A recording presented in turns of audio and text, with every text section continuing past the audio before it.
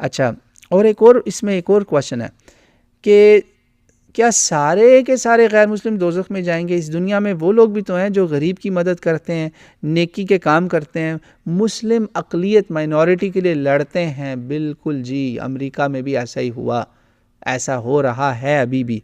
और क्या वो भी जहन्नुम में जाएंगे? भाई मैंने कब कहा वो जहन्नुम में जाएंगे? उनका मामला अल्लाह के सुपुर्द है। ये जो नेक लोग हैं, इनके मुंहों पे ये ना कहा करें आ गया काफिर जहन्नमी, अस्तगफुरुल्लाह, इसीलिए ये लफ्ज़ काफिर बदनाम हुआ ना। ऐसे ना करें। जो आपके हक़ के लिए लड़ रहा है, बल्कि उससे प्यार करें, उसे गले लगाएं और उसको दीन का बताएं कि आप तो वो काम कर रहे हैं जो रसूलुल्लाह की औलाद ने किया। रसूलुल्लाह की औलाद किस लिए कटी थी, किस लिए उन्होंने जाने दी थी? हक के लिए खड़े हुए थे ना। और इस तरह के बहुत सारे, आपको पता है अमेरिकन एक बहुत जर्नलिस्ट थी, लड़की, यंग लड़की, गज़ा में नहीं, उधर मतलब फ़लस्तीन के इलाके में एक जगह ये इसराइली सेटलमेंट वाले जो थे ना